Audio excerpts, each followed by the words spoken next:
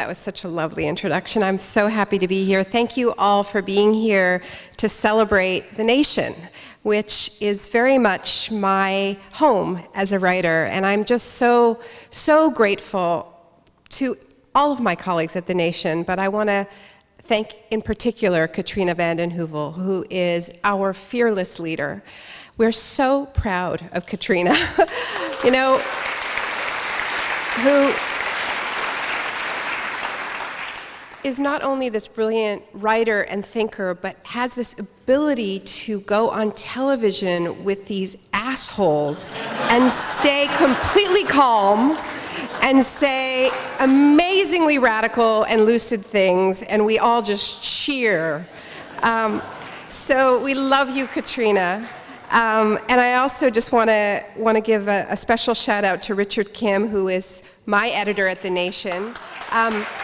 He is, as you saw, an utterly brilliant writer, and he is an equally brilliant editor, and it is such a privilege to work with him. So I am reading a piece by the great Wendell Berry. It's called The Unsettling of America. You may know his book by the same title, and it appeared in the Nation on June 4th, 1976, and I want to repeat that date. June 4th, 1976, because it is such a prescient essay. And, you know, if we cast our minds back to what was going on and what he was reflecting on, specifically, it was the energy crisis. But this was still early days. It was years before Jimmy Carter would tell Americans they had to put on a sweater. So here is Wendell in 1976. One possibility is just to tag along with the fantasists in government and industry who would have us believe that we can pursue our ideals of affluence, comfort, mobility, and leisure indefinitely. This curious faith is predicated on the notion that we will soon develop unlimited new sources of energy: domestic oil fields, shale oil, gasified coal, nuclear energy, solar energy, and so on. This is fantastical because the basic cause of the energy crisis is not scarcity. It is moral ignorance and weakness of character. We don't know how to use energy or what to use it for, and we cannot restrain ourselves. Our time is characterized as much by abuse and waste of human energy as it is by the abuse and waste of fossil fuel energy. Nuclear power is presumably now going to be used benignly by the same mentality that has egregiously devalued and misapplied manpower.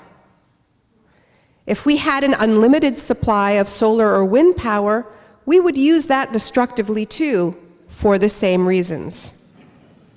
Perhaps those sources of energy are going to be developed. Perhaps all of them can sooner or later be developed without threatening survival, but not all of them together can guarantee survival, and they cannot define what is desirable.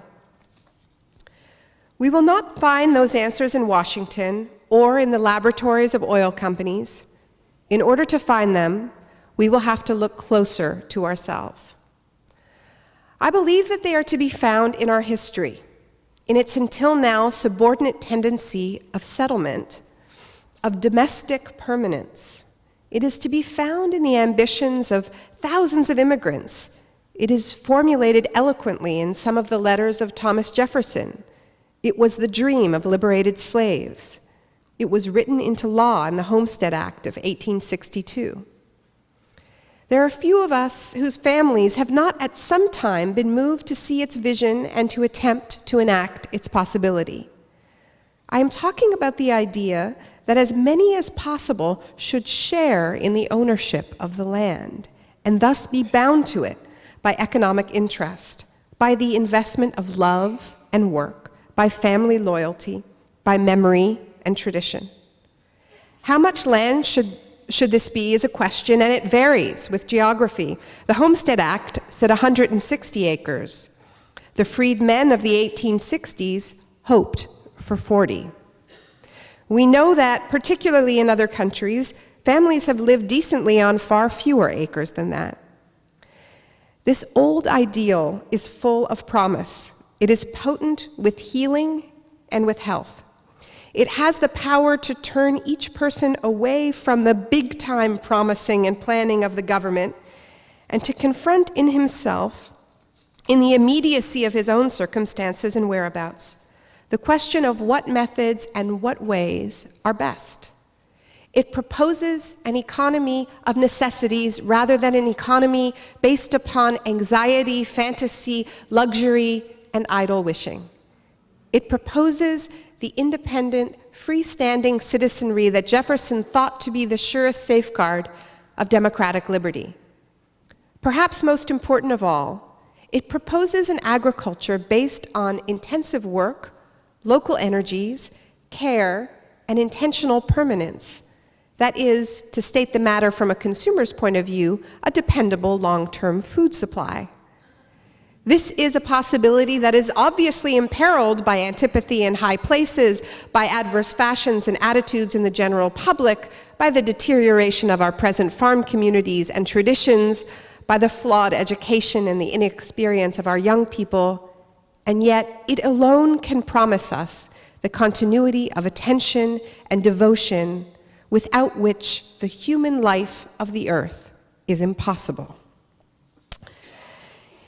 It's such an honor for me to read that beautiful piece by Wendell Berry, who is one of my personal heroes as well as one of my teachers in the journey that I've been on and that produced This Changes Everything. When I first embarked on that journey, I felt kind of insecure. You know, as John said, I cut my teeth writing about consumerism and marketing and then later economics and trade, labor rights, human rights, but I was a city girl. And I felt really insecure writing about nature. I understood that climate change was really important, it being an existential threat and all. I just wasn't sure that I was equipped to write about nature.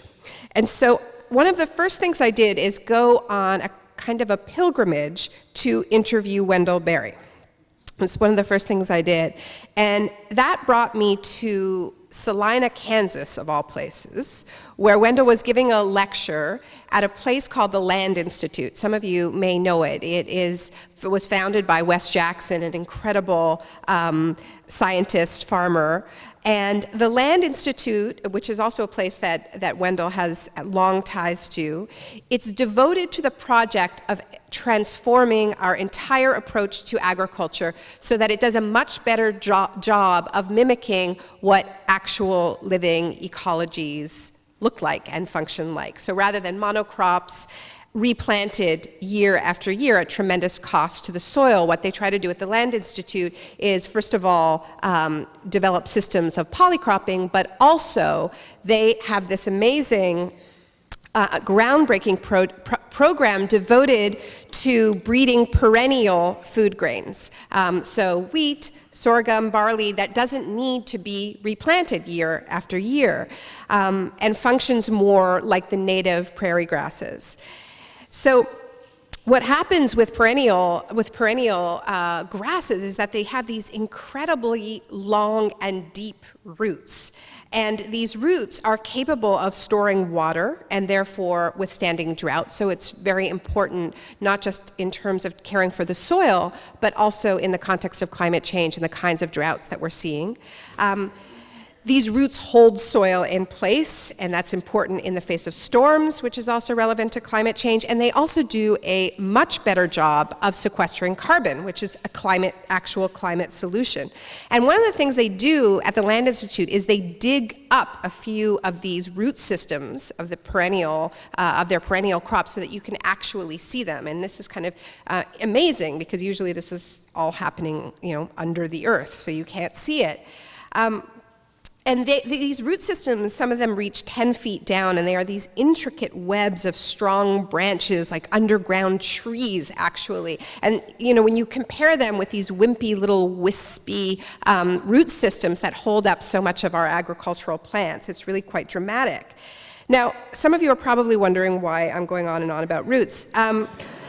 So they had one of these amazing dug up perennial root systems hanging behind Wendell Berry while he was speaking in this barn in Kansas. And Wendell delivered his lecture, and much like the piece that I just read, it was about the importance of settling down, of putting down roots, and then defending your home place against all those who would do it wrong.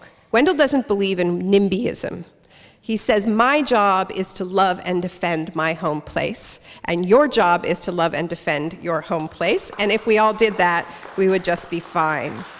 And this is what Wendell has done in his home place in Kentucky, practicing a kind of agriculture that is not based on the extractive logic of taking and then replacing with chemical inputs, but rather protecting those sacred cycles of fertility that are a part of the natural world and augmenting them. And it's also what he does with literature in telling the stories of his home place. And it's also what he does as an activist, standing up and getting arrested, taking on the coal barons who blast the tops off of mountains in his part of the world. So I vividly remember watching Wendell in that barn, this incredibly rooted man who knew exactly where his home was, with this backdrop of this intense root system. And I have never felt like such a fraud. And I just sat there going, I cannot do this. I'm just so hopelessly urban and rootless. I'm this wandering Jew. My ancestors have moved from place to place, fleeing pogroms and conflicts and the Vietnam War. That's how I became Canadian. And then they started fleeing winter and just kind of, you wouldn't know anything about that here, right? And then just out of habit, I realized that I had come to think of home as a sort of a commodity. And, you think about those lists that rank Seattle as in the top 5 places to live in the world or in the United States, as if where we live is, nothing more than a hot new restaurant, So at the same time I was having this feeling of intense fraudulence, I also had this feeling that this was somehow relevant to the problem of climate change, to our failure to rise to this challenge. Because though climate change is a global phenomenon, though our Earth as a whole is warming, the way it plays out is intensely local. It plays out in intensely local geographies, an early blooming of a particular flower, an unusually thin layer of ice on a lake, the late arrival of a migratory bird. This is in the early stages. And noticing these kinds of subtle changes requires an intimate connection to a specific ecosystem. You have to know a place to know that it isn't actually normal to be able to wear a t-shirt in mid-October. It didn't used to be like that. There used to be winter, for instance. And that kind of communion only happens when we know a place deeply, not just as scenery, but also as sustenance, and when local knowledge is passed on with a sense of sacred trust from one generation to the next. But that is increasingly rare. Many of us abandon our homes lightly for a new job, a new school, a new love, and that more knowledge is lost. And then there's climate change, which is busily adding to the ranks of the rootless every day as natural disasters and failed crops and starving livestock and wars displace more and more people from their ancestral homes. And with every human migration, more of that site-specific knowledge is lost. So after the lecture, I had my interview with Wendell, and I very tentatively asked him whether he had any advice for rootless people like me and my friends who live in our computers and always seem to be shopping for home. And what Wendell said was this. He said, stop somewhere and begin the 1,000-year-long process of knowing that place. Now, I think that's really good advice. And the good news, I think, is that a lot of more people are finding their home place and deciding to stop, even if they're relatively new to that. And I've been thinking about that returning to the Pacific Northwest. It has been a year since I was in Seattle. And this is such a powerful phenomenon in this part of the world that some of you call Cascadia, and more of you are calling Blockadia. This part of the world has clocked more victories against the fossil fuel giants than I think any other. Just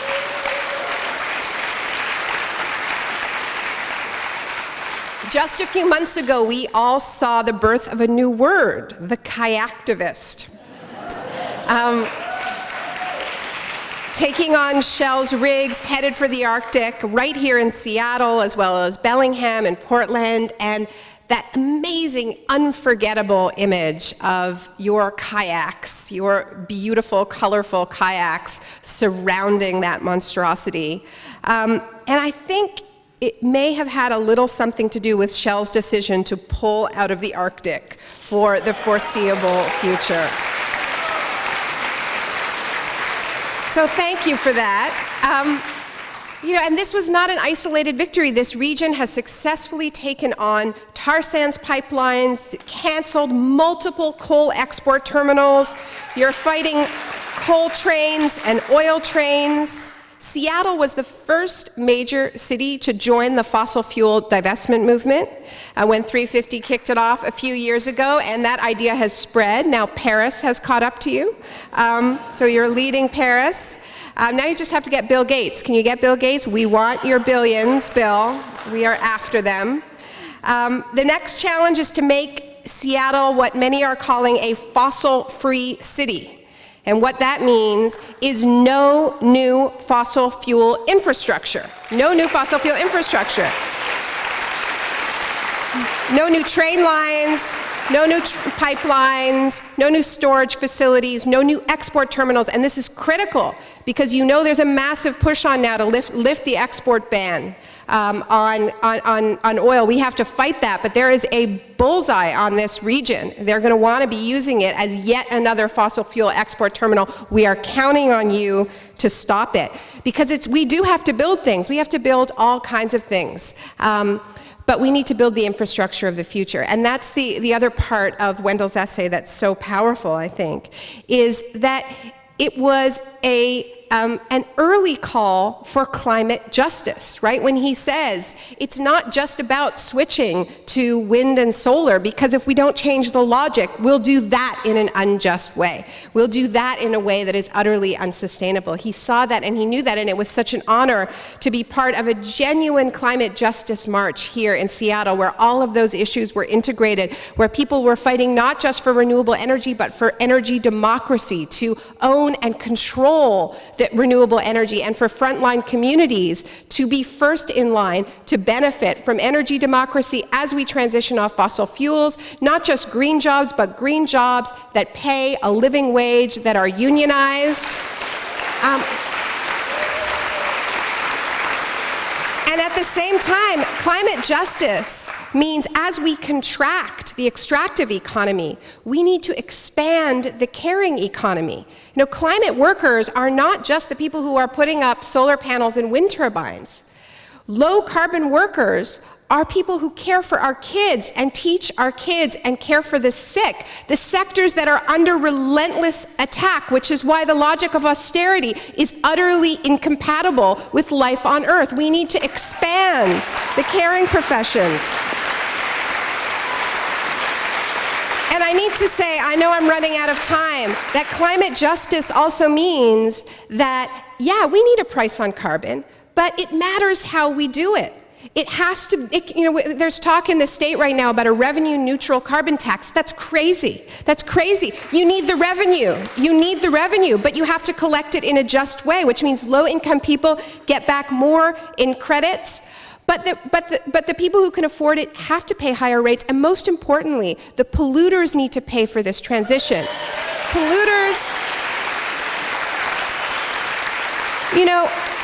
my dear friend Bill McKibben was arrested today at a gas station in Burlington, Vermont, because he was so beside himself with rage at the revelations that have come out over the past 3 weeks about the fact that Exxon, since the 1970s, has been conducting cutting-edge research about climate change off of its tankers and suppressing that research, and not just suppressing the research, but funding the climate change deniers and making us lose decades. And we are paying that price in our acidified oceans. People are paying that price in the loss of their island nations.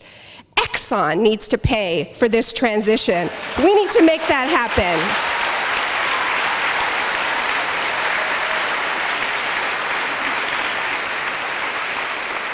Sometimes when I say that climate change changes everything, people say, Naomi, it was already big enough. Did you have to make it about capitalism?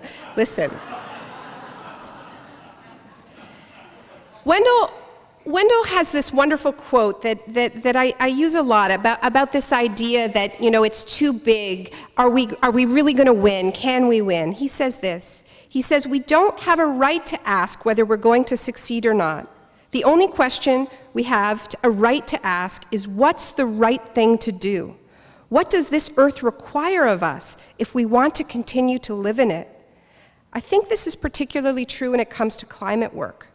The decision of whether or not to maintain hope in the face of an existential crisis should not have anything to do with mathematical odds. The stakes are so high that if there is any chance of avoiding catastrophe, it is our profound moral responsibility to do everything we can to increase those odds. And that's what being part of the nation family and the nation tradition means to me. It's a family and a collective history that I deeply cherish. It's as close to a home as a wanderer like me is ever going to get. We don't fight because we know we're going to win. We fight because it's right and just, and because we know that we cannot afford to lose. Thank you.